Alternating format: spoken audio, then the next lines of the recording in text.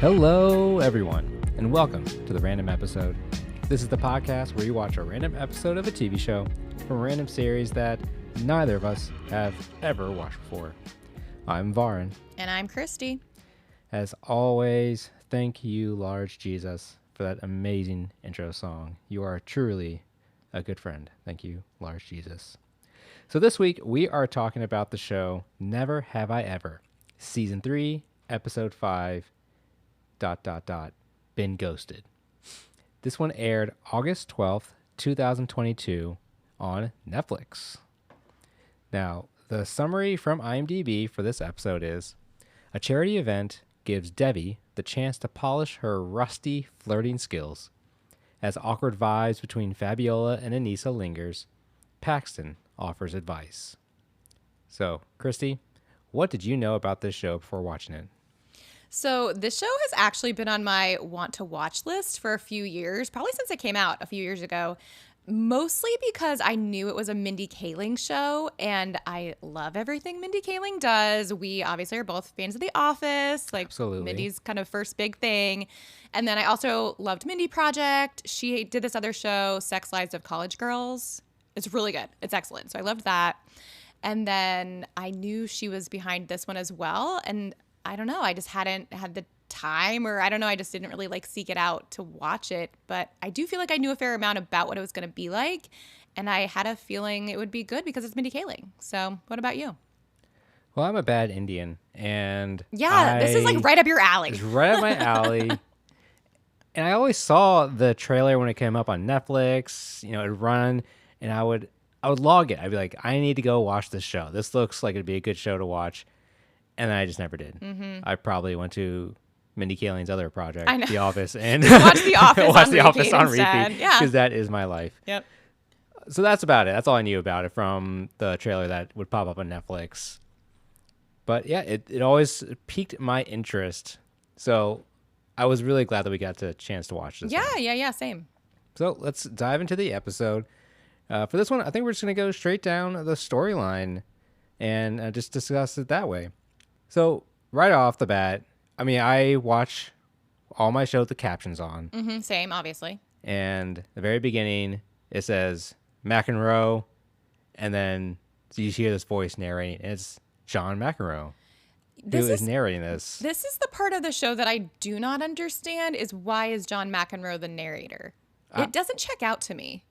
I don't understand why he is tied to this project. Yeah. Is he a producer, and that's why he's the narrator? Maybe that's why.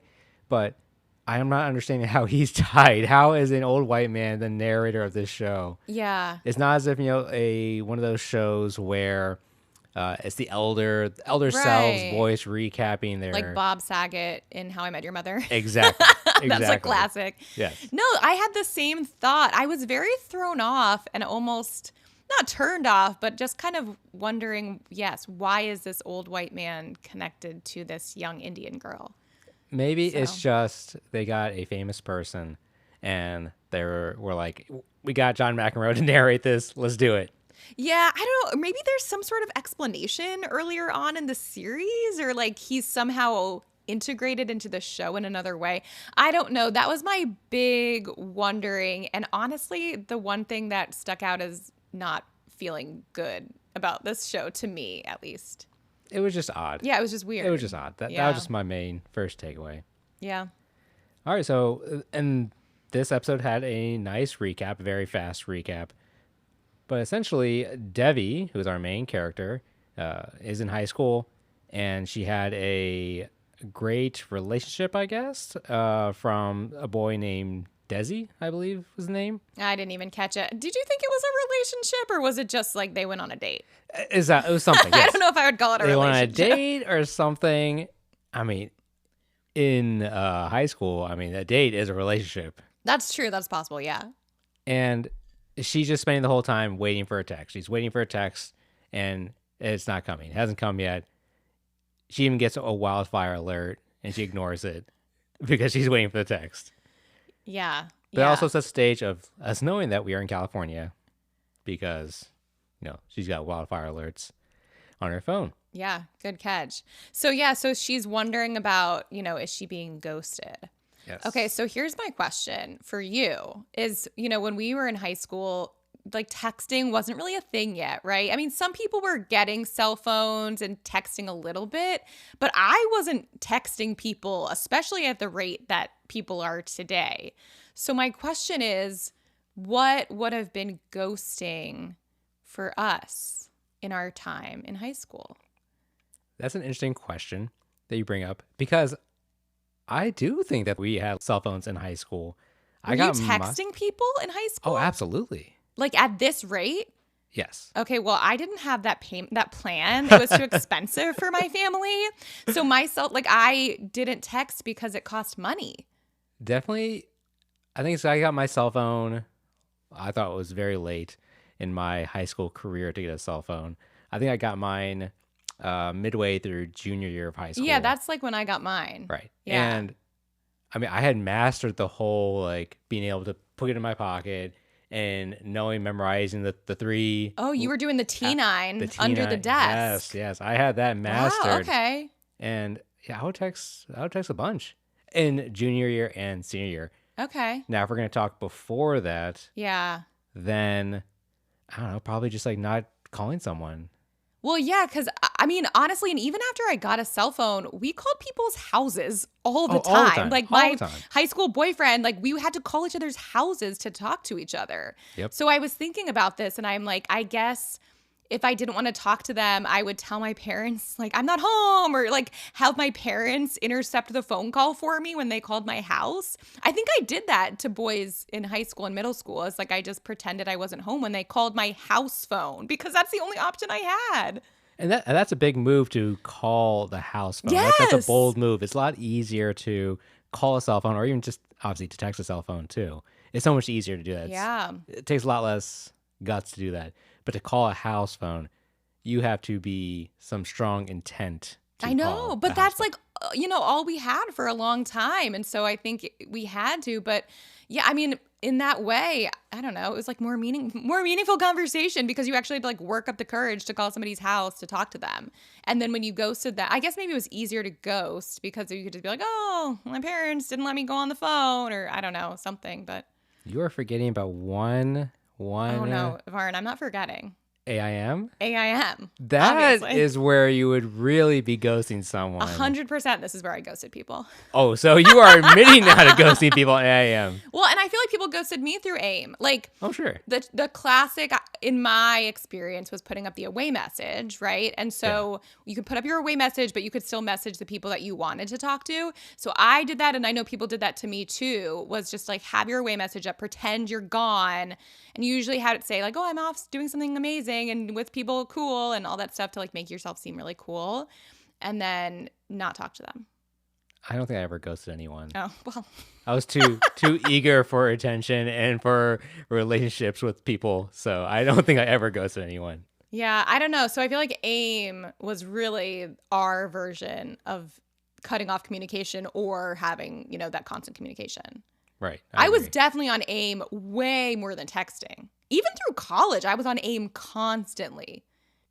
You were on AIM in college? Yes. I think I stopped using AIM in college. That's probably true. No, all my friends and I, that's how we communicated still. Like we were Fascinating. constantly aiming. Like when I met my now husband, we like aimed. Like that's how we talked for a lot of our early communication. Man, I know. building that relationship over AIM. I telling know what you. that's like too, because same here. Yeah, didn't you and your now wife like start your relationship over AIM? Oh, absolutely. See? Yeah. That's what It I'm all saying. started AIM. So anyway, I was thinking about that as I watched the show. It's like this is so critical on like the texting back, and for us it was AIM. Yeah. Anyway, I digress. Let's carry on with the story. Let's carry on. No, but it's a great trip down memory lane for sure. Yeah. So Devi she meets with her friends. Looks like she has a nice, diverse set of friends. There's a classic 4-person group here, and she's talking about the situation and what's going on. And one of her friends, I believe her name was Eleanor, is saying that she's just off her game. She's just exuding a dusty sexual vibe, and that what she needs to do is she needs to make out with someone else right now to shake it off, get the rust off, I guess. I connected with this a lot. Oh, really? This is very, like, a lot of things that happen. Do share. This is, I feel like conversations I had when I was, like senior year of high school and college. Like, I feel like we had these types of conversations with my girlfriends. And I remember probably sometime around like senior year of high school when I didn't have a boyfriend, I'd be like, yeah, I'm just going to go on a date with this guy. I'll kiss him and then move on. Like, you just have to do that sometimes. Definitely did that. Like, I connected with this a lot. Oh, wow. I did not. Yeah, well, you had a different high school experience. Very different high school One experience. girlfriend high school experience. I don't know. I connected with these girls of kind of like, trying things out and, moving from boy to boy, just got to shake the dust off. I get it. What a life. The privilege to be able to just do that, to move on. Oh, God.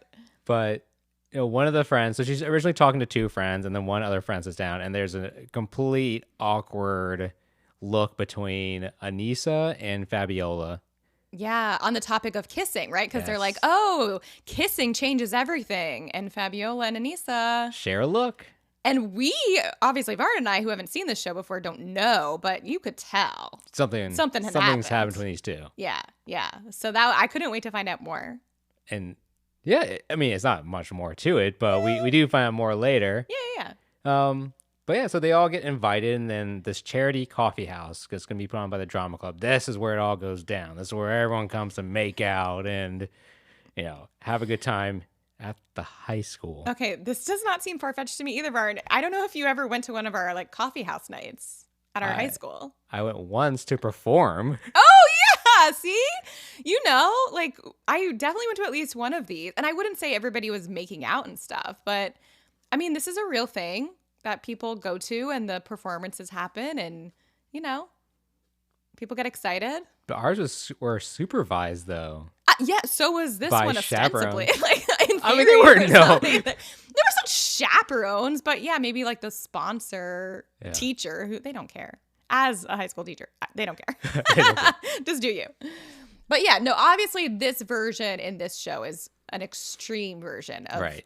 Kids making out all over the place. That's not, to my experience, accurate. But this idea of like the coffee house drama kids vibe, definitely accurate. Oh, man, you really connected I had a with lot this. of connections. Wow. Just they're gonna keep coming, Varn. They're gonna keep coming. Oh, wow. I cannot wait. I was very connected with Davey in this episode. And we went to the same high school, people. We had very different experiences, apparently. So then we meet Paxton, who is talking to a counselor about colleges. And I guess he's getting very, shall we say, high expectations for the type of colleges that he can get into. And the counselor is kind of putting him in his place. Well, did you clock that it was actually the principal? Oh, I thought it was a counselor. No, so she said something about like I'm filling in for the counselor because the counselor's, I don't know, she had some like kind of funny reason why the counselor was out. I can't remember. But because then this woman comes back at the end and she's the principal.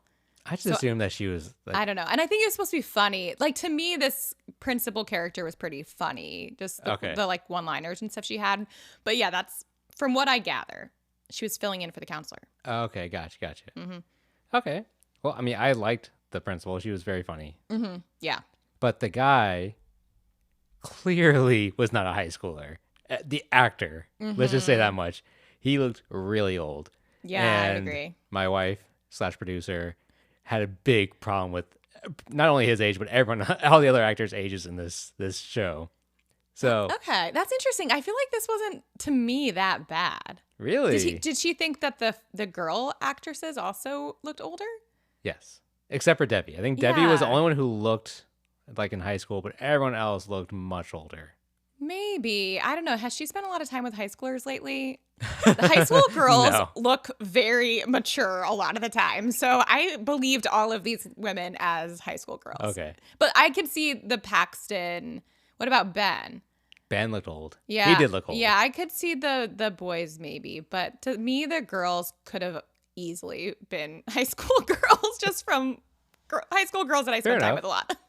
Yeah, Debbie and Anissa, I guess he passed. Eleanor looked a little bit older, and Fabiola looked a little bit older. But Paxton, I knew Paxton, the actor, recognized him right away because last Christmas he is in my latest favorite holiday movie. What is it? It's a Netflix holiday movie called Love Hard. I highly recommend it to folks to go out there and watch it this holiday season. Who else is in it? Folks that Like, is you it randos? probably might recognize. One of them is an Asian comedian.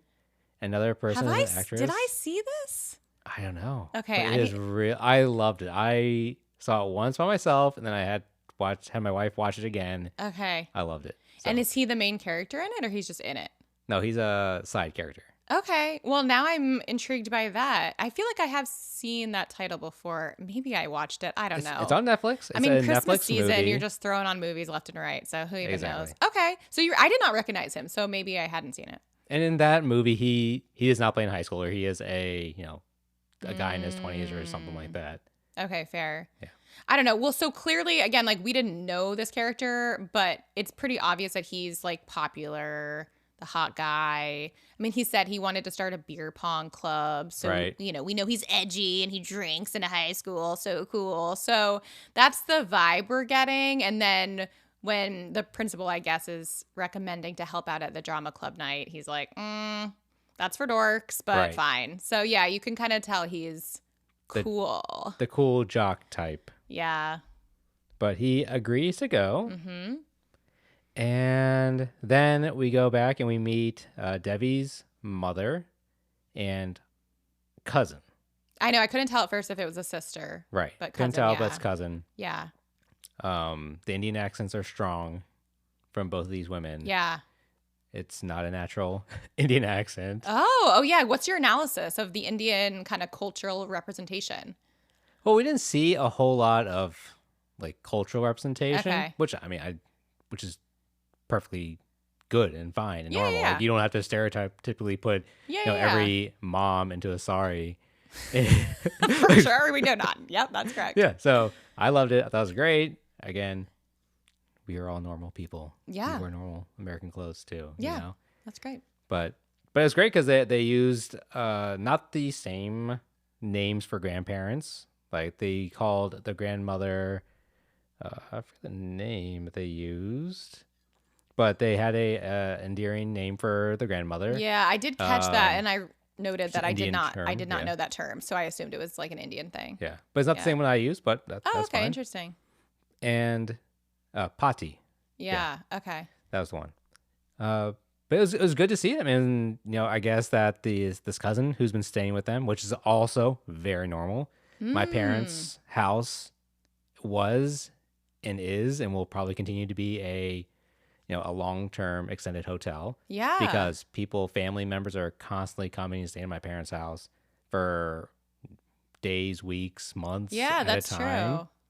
And that's just normal. It's just That's not cool. a big deal. So that was not abnormal to me that this cousin was here staying and then wanting to move out on their own. Yeah. And try and find their own place. Yeah.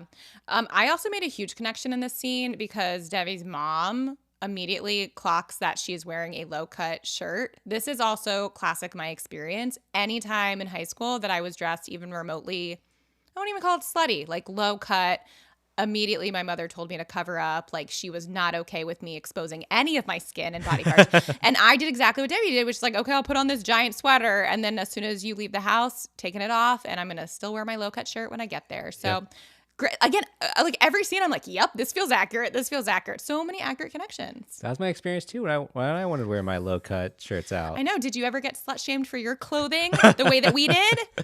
No. I definitely did not. Debbie goes to the drama club, this coffee house fundraiser thing, and she immediately finds out that Eleanor only wanted her there so that she could be a waiter. Yeah. And so she again starts being a waiter and starts hitting on guys right away and is immediately, not very good at it.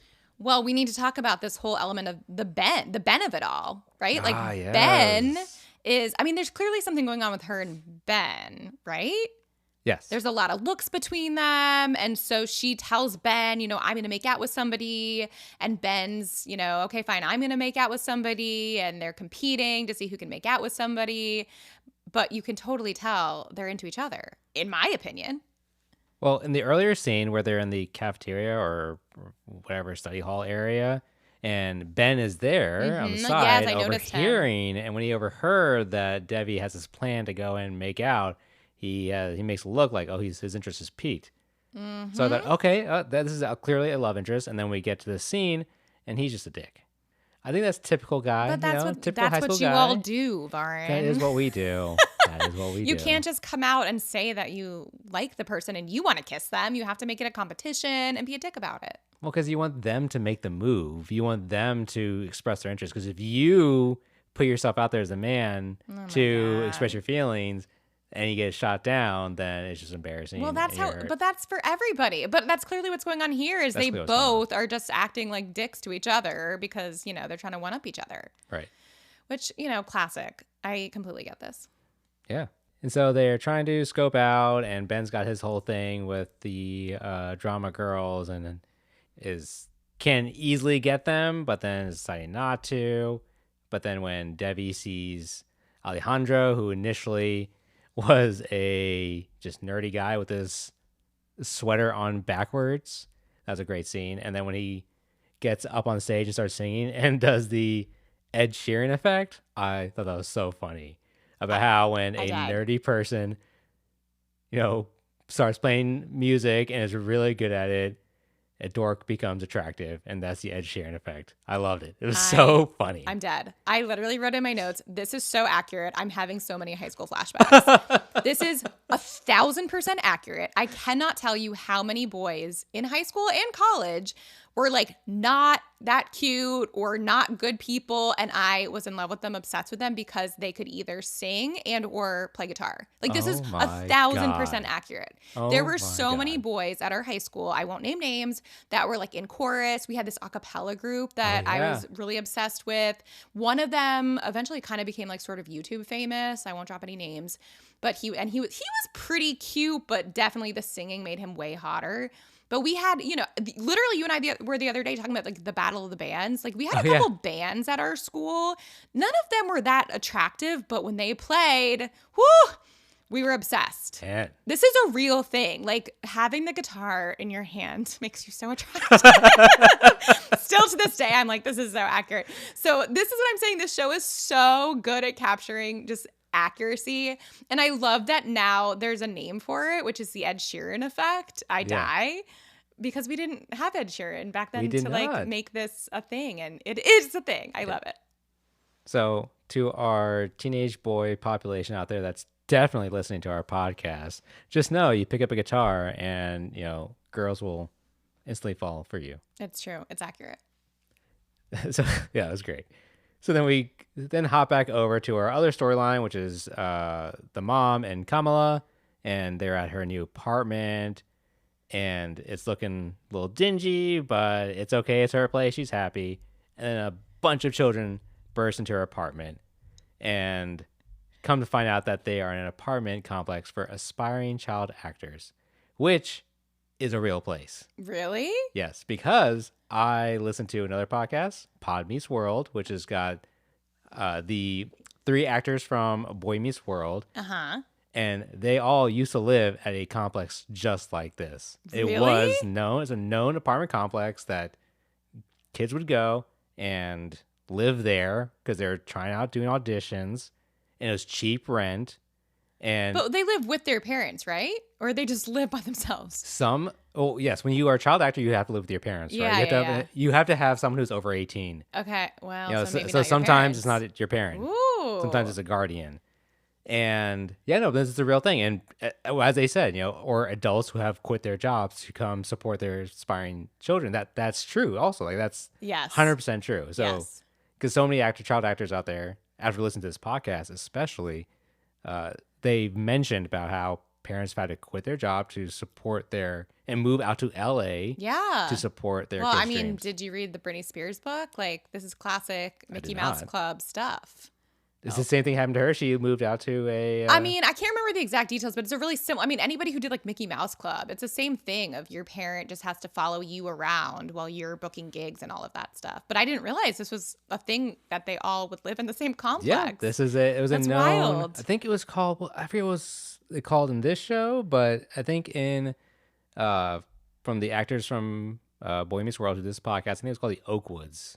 Wait, that's what they called it on the show. Was I'm pretty Oakwoods? sure. Maybe I'm confusing the two, Yeah. but Okay. yeah, no, this is a real place. That's so or funny. based on a real thing. I love that. And so yeah, Kamala is like, well, I don't know if I want to live here anymore. Yeah. Oh God.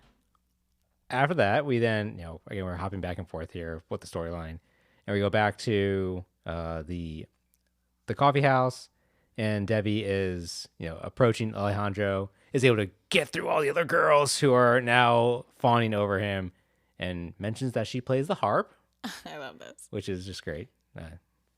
And what's her pickup line? What was the pickup line? She's down to pluck. Oh, It was so good. I missed that. How did you miss that? It was How did I miss that? good. Oh, I gotta go back and watch that. I was dying.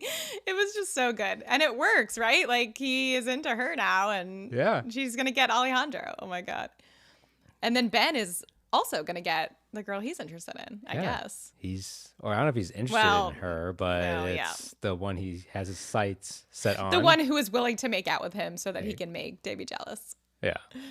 And then we get over back to, so Paxton is going to help Fabiola. Fabiola, I guess, is in the back of this coffee house making coffee and or pouring coffee, She's whatever. In like the kitchen, whatever. Yeah. So Paxton's there to help out / not really help out. And then that's when Anissa comes in, and he himself can easily pick up on the awkward tension between the two of them. So then when Anissa leaves, he starts talking to her about this, and Fabiola just opens up to him about like everything. And that's what we learn, that they did have a kiss months ago. Yeah. But nothing's happened since then. And I'm assuming that was shown in an episode. So people who have been watching this show would have seen that and have been like tracking this for a while now. So I was really happy to get that confirmation. And I did kind of love how she just opened up to Paxton and how Paxton's like, why, who would I even tell? Like, he's just so like, I'm on a different level than you that you can tell me anything you want and I don't care to tell anybody. Right. I love it. And good for Paxton for asking. He asked, and she was obviously just waiting for someone that's not connected to her friends to open up to. Yeah. And honestly, it was kind of sweet to see him giving her advice. Absolutely. And, the fact that somebody was able to pick up the vibe, she wanted to know more, is this so obvious? And so it was really sweet. Again, I don't know, maybe Paxton's an asshole in other episodes, but he seemed like he was actually kind of nice. Yeah. No, I loved what he and Fabiola had going. I hope this is something that continues on throughout the show. Yeah. I would love if they have this relationship like this friendship. Exactly. Yeah. And so he like taught her how to ask out Anissa. Ways to, he says eye contact. It's all about the eye contact. Eye contact, yes. Which I appreciated. But that's where we learned that Paxton does have a girlfriend named Phoebe. Mm-hmm. And I guess all they do is make out. And they don't talk much. Hasn't built really a relationship. That's when he comes to realize that he hasn't really talked to her. Yeah. So then he also was talking about how Debbie is his ex. This is the other thing that I'm trying to understand. Did he say Debbie was his ex? I'm pretty sure the way that he said something about, when I used to date Debbie. Oh, okay. And he was saying how she was really complicated and it made his brain hurt because she made him think a lot. So now Phoebe's just so much easier because she doesn't make him think, which is a little sad. Poor Phoebe. So I don't know.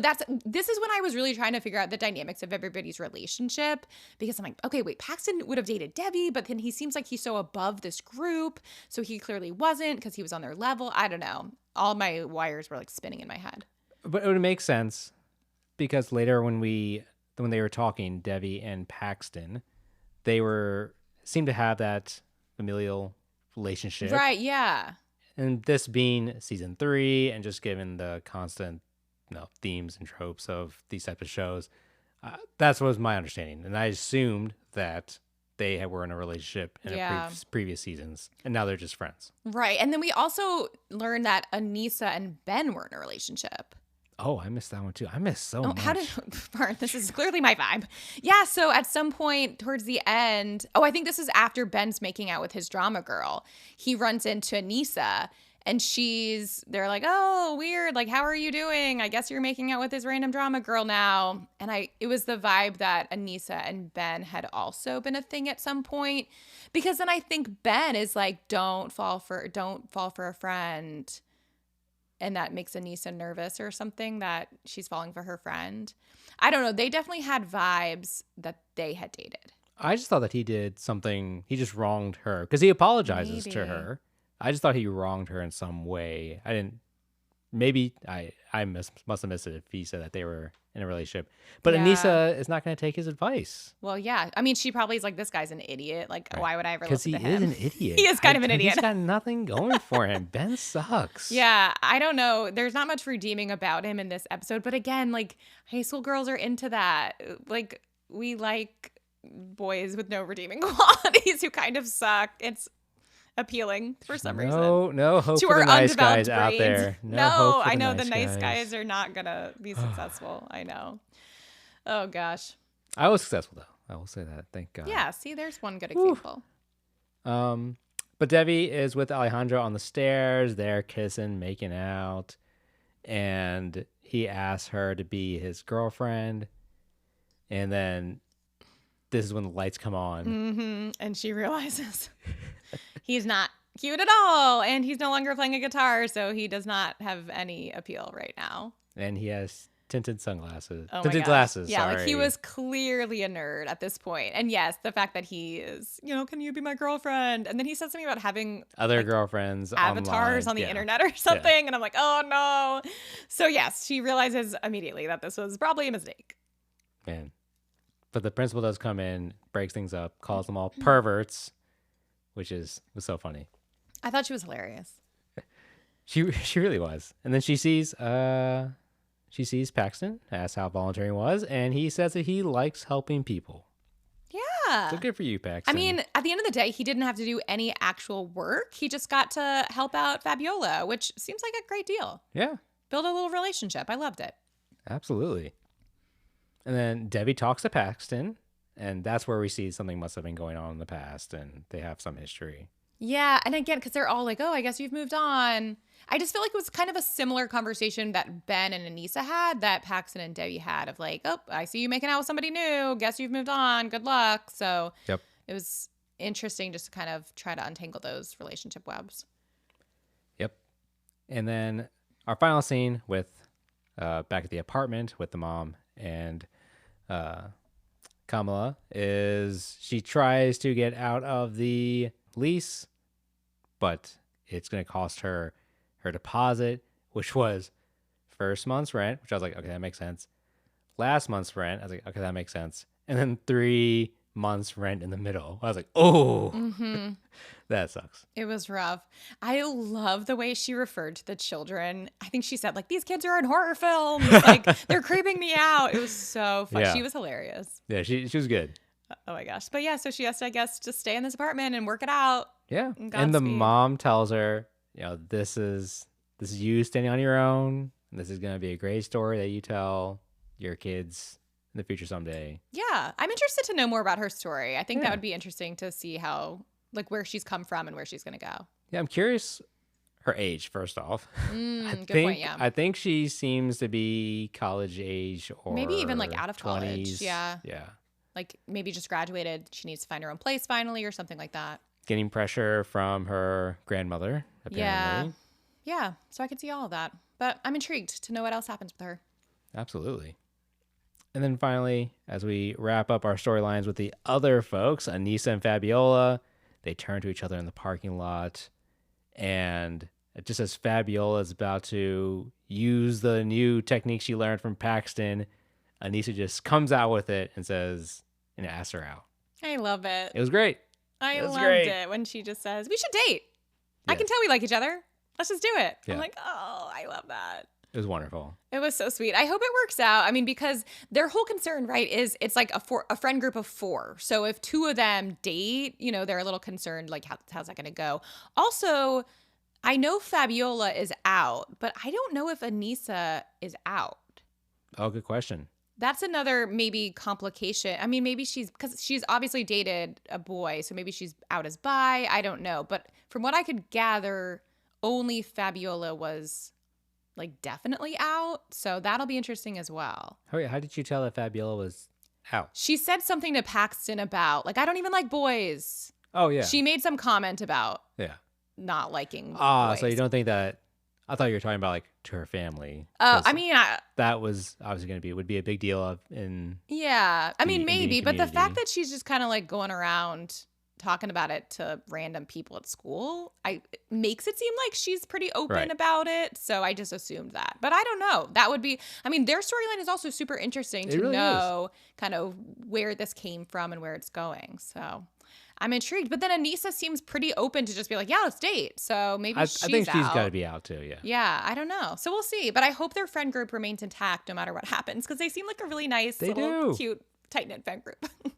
I'm shipping them hardcore here. I know. And then our friend lets Debbie know that, Eleanor in the parking lot lets Debbie know that Alejandro has a really bad cold. She doesn't know because Debbie's not letting anyone know who she made out with. Oh, God. But then Eleanor had told her, I hope it wasn't Alejandro because he's had a really bad cold, super phlegmy all day and, leading up to this. And it would be gross. It would be gross. And, Debbie's face was just so good. So Love good. it. Like she was happy to have done this and she felt so good. And then comes back to, bite her in the butt later. Yeah. Partial regret. I mean, maybe not full regret, but hopefully she doesn't get sick. Yeah. Gross. And then Ben and Debbie talk about how, their competition that they made, their bet, and they both said, how they both made out with people. Mm-hmm. But Debbie was unhappy. She gave a little look when Ben was talking about kissing someone. So that's where There's a lot of tension. Yes. That's when I could tell that something went on in their past. Yeah. I think that she's into him too. Yeah, I think that's my biggest takeaway question relationship-wise is just her and Ben. Have they been together in the past? Like what's her history with him, or has it just been sexual tension? Because this is season 3, so I'm wondering to what extent there's been a relationship with him, and then what's coming the rest of the season. Well, the whole episode, my take was that he was into her, and she just never saw him that way. Okay. But it wasn't until the very end when she made that look, when he was talking about, making out with people. That's when it was clear that, oh no, she's also into him. Yeah, maybe. I don't know. As somebody who was once a high school girl, we're always into the boy. Okay? There's no like, oh, I'm not into him. No, we're into him. So I don't know. I think they were both, my read was they're both into each other and neither of them wants to admit it. And there's just this like tension thing. Sure. So we'll see. We'll see. But that was my biggest question. Did you have any like wonderings that you were still kind of like left dying to know? I really want to know about the boy in the recap. Like, oh yeah, is he just gone? I would have liked if at the very end of the episode she finally got the text. If the whole episode she's been fearing about getting ghosted or being ghosted, but then at the end with Ben, that's when she got the text. Oh, that would have been interesting. That would have been nice. Yeah, that is a good question. Was she just ghosted and that's it, or is that guy gonna come back at all? Because it seems as if that she has been ghosted. That's the takeaway from this whole episode, that she has been ghosted. Yeah. I wanted to know more about this guy. Yeah, that's a good point. Okay. What about you? The only other thing that I would like to know, and this is why I'm actually going to watch this show, is, this show's called Never Have I Ever. And the implication to me is that this is going to be about like virginity and sex and all of that. And so being in season 3, I'm really interested to know like, what has she done so far with the boys, So she dated Paxton. He seems pretty experienced. Like, did she have sex with him? I kind of want to know, like, what's the Never Have I Ever, like, scale looking like these days in season 3. So. No, that's a good point, because we meet in season 3, episode 5, a very confident Debbie. Right. Who has apparently done stuff before. That's the thing. Like, she's clearly hooked up with people. Yes. Yeah. And when she's trying to approach guys, she knows the moves and knows flaunt what she's got. I'm curious, again, given the name of the show, you're right, that being Never Have I Ever, that Debbie in season 1, episode 1, it's got to be someone different. Must be much Right. more. Like super innocent, naive. Yes. Definitely virgin. Not confident. Yeah. So when I do watch the show from season 1, because now I'm going to, I'm going to be interested to see, what is she like in season 1? Yeah. And I think Paxton said he's a senior. And since this is season 3, if we're going to follow, normal high school years, I assume she's got to be a junior here. So maybe I wonder if this all started in freshman year. I'm pretty sure I read that this is intentionally 4 seasons and it's the 4 years of high school. Oh, okay. So right. So I believe that's the idea. So so it'll be interesting to see, right? Like her growth from, and I don't know, I'll make some more connections between my awkward freshman year high school experiences through becoming a more confident junior girl or senior girl. But that's kind of my only wondering. Yeah, that's good. Well, let's talk about the acting quality then. So from our rating system, with an A being absolutely awesome acting to F being bomb quality acting, bomb being bad bomb. How would you rate the acting in this show? Ooh, that's kind of a tough one. I feel like it was just pretty average. Maybe I'd go like B. I thought it was, they played the part of high school kids pretty well. Nothing was amazing, but they, had me believing that they were high school kids in awkward romance situations. So I'll go with a B. Okay. What about you? I'm going to go like an A-. Man. Oh, okay. I really like the acting in the show. Everyone was believable to me, aside from the ages of everyone is clearly much older. But I believed everyone. I didn't have any doubts, and I was really pulled into what they were bringing, and especially, Debbie was great. Really, this role as the main character is perfect for her, and everyone else's acting was great. Yeah. I loved it. And even the in this Our Side story with the mom and Kamala was great acting all around. Yeah, I thought it was great. Yeah, I couldn't really ding, and the principal too. Couldn't That's ding true. anyone. The principal was really good too. I was having trouble finding anyone to ding in this episode. Yeah. Okay. That's fair. Yeah. I'm sticking with my average. All right. And the fact that we can never agree. And we never agree. Actually, we sometimes we've gotten a little closer more We've gotten lately. closer. Yeah. All right. So let's move on to our rock rating, the representation of color, where we rate the POCs in this episode that we watched. And I mean, I gotta say, this is a 9 out of 10. Yeah. I mean, it was Indian female led. Her friends were, mixed race, Asian. I love how the whole Indian. friend group was non-white. Like a lot of them, I was like, I don't even know like what race you all are. And it doesn't matter. Yeah. It was just like kind of interesting to see so many different people. It was great. It was awesome. I mean, obviously, and the principal being black, but the love interests, of course, are white. Yeah, the white dudes. The white dudes. Yeah, but I mean, there was a ton of representation. Also, like the LGBTQ representation, just like a lot of great stuff. Though I will say that Paxton, I don't know the actor, his background, but in the movie, Love Hard, again, highly recommend this movie, people. In that movie, his parents are half Asian, half white. Oh, okay. So maybe he is not also white. Yeah.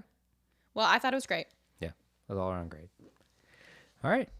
I mean, do I even have to ask, did you like this, Christy? Yeah, no, I mean, clearly, I think we both enjoyed it. I'm not joking. I actually am going to now start this show from the beginning. I know I've said I might about other shows we've watched, but this is, I think, the first time that I really mean it. And I need a new Netflix show in my rotation right now.